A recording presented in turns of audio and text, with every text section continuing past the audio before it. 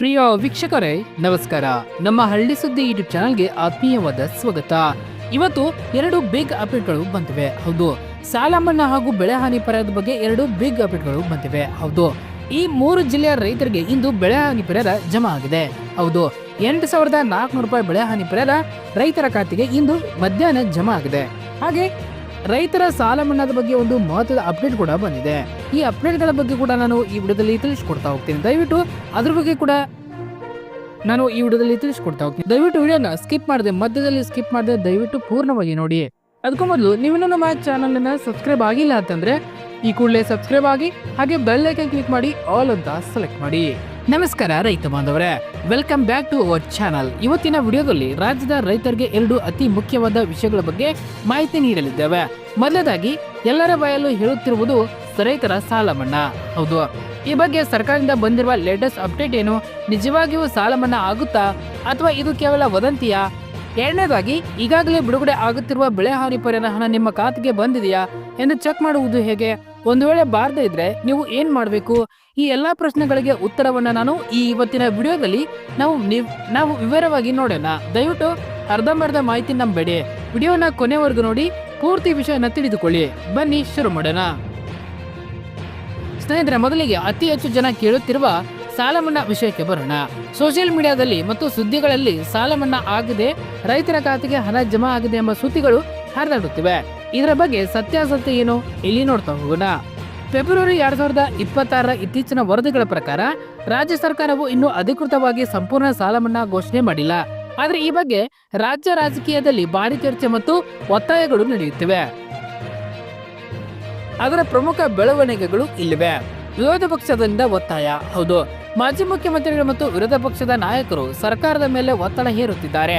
ಕೇವಲ ಕೆಲವೊಂದು ವರ್ಗದವರಿಗೆ ಮಾತ್ರವಲ್ಲ, ಸಂಕಷ್ಟದಲ್ಲಿರುವ ರಾಜ್ಯದ ಎಲ್ಲಾ ರೈತರ ಸಾಲದ ಮೇಲಿನ ಬಡ್ಡಿ ಮನ್ನಾ ಆದರೂ ತಕ್ಷಣ ಮನ್ನಾ ಮಾಡಬೇಕು ಎಂದು ಬಸವರಾಜ ಬೊಮ್ಮಾಯಿ ಸೇರಿದಂತೆ ಹಲವು ನಾಯಕರು ಫೆಬ್ರವರಿ ಮೊದಲ ವಾರದಲ್ಲಿ ಸರ್ಕಾರವನ್ನು ಆಗ್ರಹಿಸಿದ್ದಾರೆ. ರೈತ ಸಂಘಗಳ ಹೋರಾಟ. ಹೌದು, ಕೇಂದ್ರ ಸರ್ಕಾರದ ಬಜೆಟ್ನಲ್ಲಿ ರೈತರ ಸಾಲ ಮನ್ನಾ ಬಗ್ಗೆ ಯಾವುದೇ ಇಲ್ಲದಿರುವ ಬಗ್ಗೆ ರೈತ ಮುಖಂಡರು ಬೇಸರ ವ್ಯಕ್ತಪಡಿಸಿದ್ದಾರೆ. ಹೀಗಾಗಿ ಎಲ್ಲಾ ರೈತರ ಕಣ್ಣು ರಾಜ್ಯ ಸರ್ಕಾರದ ಮೇಲೆ ನೆಟ್ಟಿದೆ. ಮಾರ್ಚ್ ಬಜೆಟ್ನ ಮೇಲೆ ನಿರೀಕ್ಷೆ. ಬರುವ ಮಾರ್ಚ್ ತಿಂಗಳಿನಲ್ಲಿ ಮುಖ್ಯಮಂತ್ರಿ ಸಿದ್ದರಾಮಯ್ಯನವರು ರಾಜ್ಯ ಬಜೆಟ್ ಮಂಡಿಸಲಿದ್ದಾರೆ. ಕಳೆದ ಬಾರಿ ಸಹಕಾರಿ ಬ್ಯಾಂಕ್ಗಳ ಮಧ್ಯಮ ಮತ್ತು ದೀರ್ಘಾವಧಿ ಸಾಲದ ಬಡ್ಡಿ ಮನ್ನಾ ಮಾಡಲಾಗಿತ್ತು. ಅದೇ ರೀತಿ ಈ ಬಾರಿಯ ಬಜೆಟ್ನಲ್ಲಿ ಬರಗಾಲದ ಸಂಕಷ್ಟದಲ್ಲಿರುವ ರೈತರಿಗೆ ಸಾಲ ಮನ್ನಾ ಅಥವಾ ಬಡ್ಡಿ ಮನ್ನಾದಂತಹ ಸಿಹಿ ಸುದ್ದಿ ಸಿಗುವ ಸಾಧ್ಯತೆ ಇದೆ ಎಂದು ತಜ್ಞರು ವಿಶ್ಲೇಷಿಸುತ್ತಿದ್ದಾರೆ. ದಯವಿಟ್ಟು ಗಮನ ಹರಿಸಿ, ಯಾರಾದರೂ ನಿಮಗೆ ಈಗಾಗಲೇ ಸಾಲ ಮನ್ನಾ ಆಗದೆ ಲಿಂಕ್ ಕ್ಲಿಕ್ ಮಾಡಿ ಎಂದು ಹೇಳಿದ್ರೆ ನಂಬಬೇಡಿ. ಸರ್ಕಾರದಿಂದ ಅಧಿಕೃತ ಆದೇಶ ಬರುವವರೆಗೂ ಕಾಯುವುದು ಉತ್ತಮ. ಆದೇಶ ಬಂದ ತಕ್ಷಣ ನಮ್ಮ ಚಾನಲ್ನಲ್ಲೇ ನಿಮಗೆ ತಿಳಿಸುತ್ತೇನೆ. ಇನ್ನು ಎರಡನೇದಾಗಿ ಬೆಳೆ ಹಾನಿ ಪರಿಹಾರದ ಬಗ್ಗೆ ನಾನು ಇಲ್ಲಿ ತಿಳಿಸ್ಕೊಡ್ತಾ ಹೋಗ್ತೀನಿ.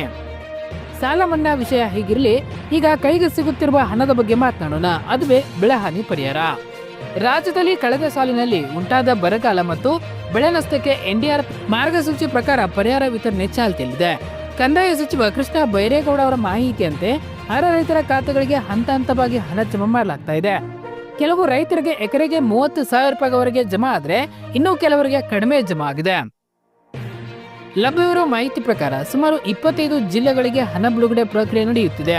ಉತ್ತರ ಕರ್ನಾಟಕದಲ್ಲಿ ಬೆಳಗಾವಿ, ವಿಜಯಪುರ, ಬಾಗಲಕೋಟೆ, ಧಾರವಾಡ, ಹಾವೇರಿ, ಗದಗ, ಕಲಬುರಗಿ, ಯಾದಗಿರಿ, ಬೀದರ, ರಾಯಚೂರು, ಕೊಪ್ಪಳ ಮತ್ತು ಬಳ್ಳಾರಿ ಹಾಗೂ ಇನ್ನು ದಕ್ಷಿಣ ಮತ್ತು ಕರಾವಳಿ ಭಾಗಗಳಲ್ಲಿ ಮೈಸೂರು, ಮಂಡ್ಯ, ಚಾಮರಾಜನಗರ, ಹಾಸನ, ತುಮಕೂರು, ಕೋಲಾರ, ಚಿಕ್ಕಬಳ್ಳಾಪುರ, ಚಿತ್ರದುರ್ಗ, ದಾವಣಗೆರೆ, ಶಿವಮೊಗ್ಗ, ಉಡುಪಿ ಮತ್ತು ದಕ್ಷಿಣ ಕನ್ನಡ.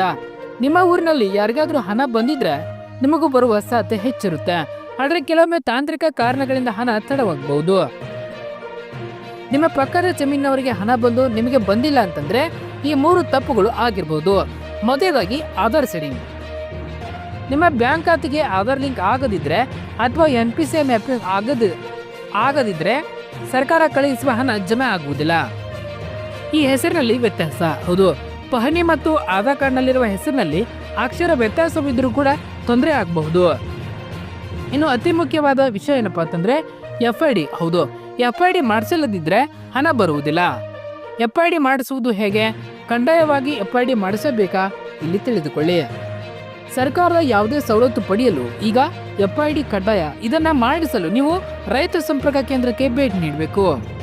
ನೀವು ಅಲ್ಲಿ ತೆಗೆದುಕೊಂಡು ಹೋಗಬೇಕಾದ ದಾಖಲಾತಿಗಳು ಏನು? ಹೌದು, ಆಧಾರ್ ಕಾರ್ಡ್, ಬ್ಯಾಂಕ್ ಪಾಸ್ಬುಕ್, ಪಹಣಿ, ಆಧಾರ್ ಲಿಂಕ್ ಇರುವ ಮೊಬೈಲ್ ಫೋನ್ ಬೇಕಾಗುತ್ತದೆ. ಒಮ್ಮೆ FID ಮಾಡಿಸಿದ್ರೆ ನಿಮ್ಮ ಜಮೀನಿನ ವಿವರ ಫ್ರೂಟ್ ಪೋರ್ಟಲ್ನಲ್ಲಿ ನೋಂದಣಿ ಆಗುತ್ತೆ. ಆಗ ಬೆಳೆ ಪರಿಹಾರ ಮಾತ್ರವಲ್ಲ, ಮುಂದೆ ಸಾಲ ಮನ್ನಾ ಘೋಷಣೆ ಆದ್ರೆ ಅದಕ್ಕೂ ಕೂಡ ಇದೇ FID ಆಧಾರವಾಗುತ್ತದೆ.